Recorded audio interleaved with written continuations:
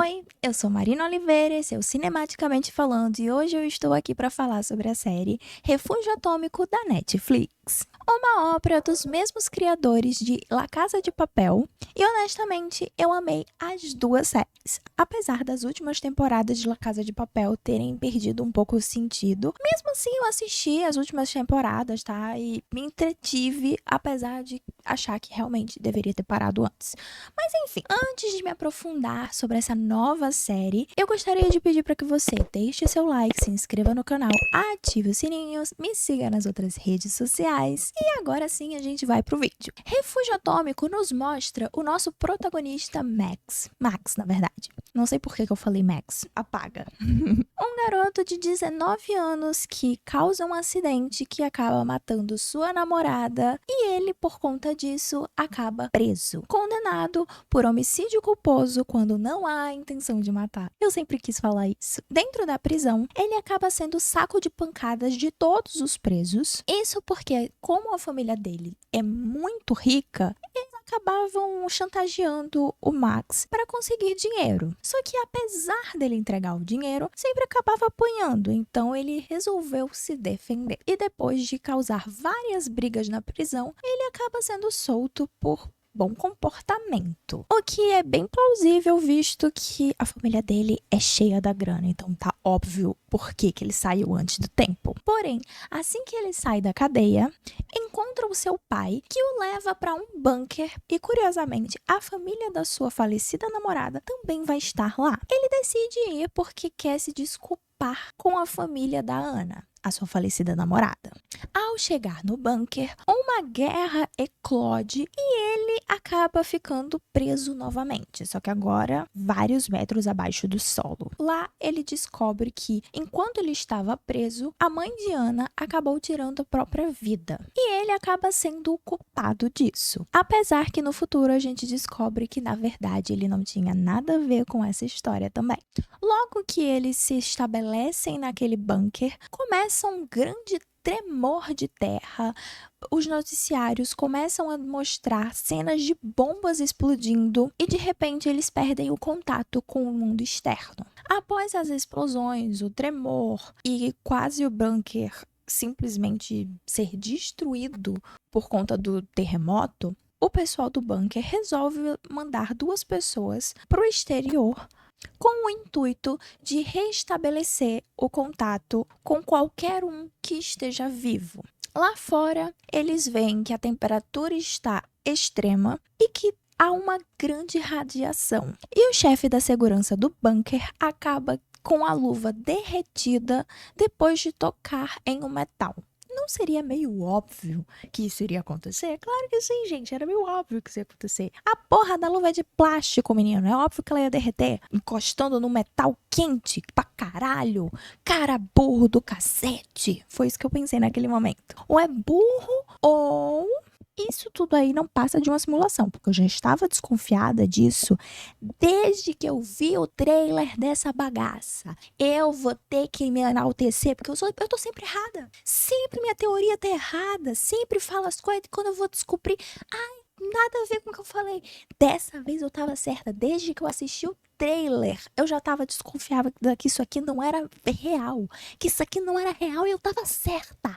Não era real. Mas eu chego já aí, nessa parte. Basicamente, esse cara acaba com uma perfuração na luva e logo depois disso ele morre. Mas como eu disse, basicamente tudo isso não passava de uma simulação. Minerva e seu irmão são os grandes cabeças por trás desse plano maquiavélico que fez com que todos esses bilionários ficassem presos embaixo da terra sem poder ver o mundo exterior, que continua normalmente como sempre esteve. Minerva tem esse plano depois de descobrir que ela é uma proletária e nunca vai passar disso. No máximo sendo apenas uma pequena burguesa, que aliás ela não é, que é um dos erros que ela comete nessa fala aí dela. Quando ela vai explicar o porquê de tudo isso, e obviamente era por dinheiro, é simplesmente para roubar o dinheiro desses bilionários enquanto eles estão presos. A questão é que Minerva simplesmente entendeu a realidade e percebeu que ela nunca será uma bilionária, porque para você ser bilionário, precisa nascer bilionário, ou seja, ser um herdeiro, ou você vai ter que seguir por meios ilegais para chegar até aí. Supostamente, tá? Não tô dizendo que nenhum bilionário chegou onde chegou roubando nada não, nem escravizando ninguém, nem nada do tipo. Não, não, não, não, não. Não falaria isso. Jamais falaria uma coisa dessas. Enfim. E como eu disse, esse não é o único erro que ela comete ao explicar por que ela chega nesse lugar. Porque ela fala que o grande motivo de existirem pessoas com tanto dinheiro e outras tão pobres é por falta de recursos. Só que isso não poderia ser mais irreal. A gente está hoje no momento onde a gente mais produz na história humana. Então, se fosse falta de recursos, a gente já estaria todo mundo bilionário, não é por causa disso não. É que para um bilionário existir, ele precisa que várias milhares ou até milhões de pessoas trabalhem para ele. Então, para um bilionário existir, precisa que várias outras pessoas sejam pobres. E é por isso que é praticamente impossível você ascender socialmente e ser um bilionário, no caso. Enfim, apesar dessa percepção um pouco equivocada, mas um pouco realista da vida, Minerva e seu irmão criam esse plano que começa a dar sinais de falência no momento em que a namorada dela resolve sair do bunker, mas acaba morta pelo próprio irmão. Sim, é loucura, né? Pelo irmão da Minerva, no caso. O irmão da Minerva mata a namorada da Minerva. É impressionante. Mas quem realmente começa a colocar os planos de Minerva por água abaixo é o Max, que começa a desconfiar que todos ali estão sendo vigiados. E ele não está errado. Né? A partir desse momento, ele se une à irmã de Ana, a Ásia, que inclusive gosta dele, e os dois traçam um plano para que ele saia do bunker. Mas para isso, ele precisa, em vários momentos, colocar a inteligência artificial do local fora do ar. E graças a isso, as coisas quase dão totalmente errado quando o braço direito do pai de Ana quase denuncia toda essa história para a polícia. Falando no pai da Ana, então, esse cara, odeio ele. O desquerido simplesmente fez tudo errado.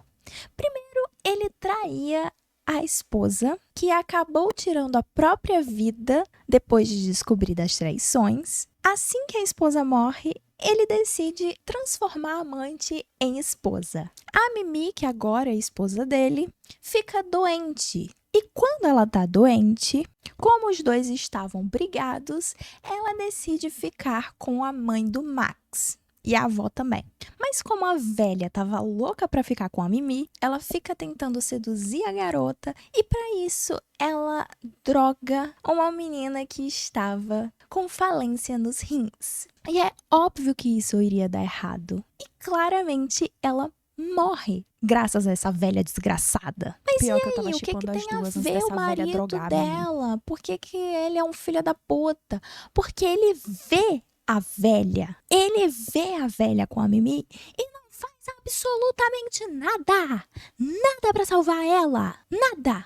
A mulher morre por culpa dele também. Não só culpa dele. A culpa também é da mãe do Max. A filha da puta. Ai, meu Deus, ela consegue ser pior. Ela consegue ser pior do que o pai da Ana e da Ásia. A mãe do Max trai o marido há 20 anos com o pai da Ana. Ela também sabia que a mãe estava afim da Mimi e que isso poderia colocar a vida da Mimi em risco. Mas ela não liga, foda-se. Que tal? Que tal matar a esposa do cara que eu quero casar? Que tal? É isso que ela pensou, com certeza. Porque assim, não faz sentido. Não faz sentido. Se ela não tava com o intuito de matar essa menina, ela matou. Meu Deus! Para completar, a gente descobre vários segredinhos também da família, né? Fora esse da traição que eu já fiquei meio alargada e falei pra vocês. A gente descobre que o pai do Max fez ele sair da cena do acidente correndo para que ele não fosse punido pelo erro que ele cometeu. Porém, depois de falar com o pai da Ana, ele decide trair o próprio filho e fazer com que o garoto seja preso. Mas isso foi depois de ter sido ameaçado pelo pai da Ana, que disse que iria matar o filho dele se ele não tivesse feito aquilo. Como o Max queria ir para o mundo exterior para tentar encontrar uma máquina de hemodiálise para a Mimi, depois da morte dela, não precisaria ir embora, né? Mas ele mesmo assim decide ir para fora, porque ele tem essa desconfiança de que tudo isso não passa de uma grande simulação, o que de fato é. E é assim que a série acaba. O que me deixou com várias perguntas. Será que do lado de fora eles fizeram uma simulação do fim do mundo? Ou será que ele abriu os olhos naquele lugar? Ou será que ele abriu aquela porta e foi parar no mundo real que está funcionando perfeitamente como se absolutamente nada tivesse acontecido, porque de fato não aconteceu? Outra dúvida que também ficou pairando na minha cabeça é: será que ele também não vai ser morto? Porque a Minerva e os seus capangas mataram o braço direito do pai da Ana exatamente porque ele iria estragar os planos deles. E com o Max do lado de fora, ele pode simplesmente denunciar o que está acontecendo ali. Mas é isso, vocês têm teorias para a próxima temporada? Gostaram da série? Porque eu amei essa série.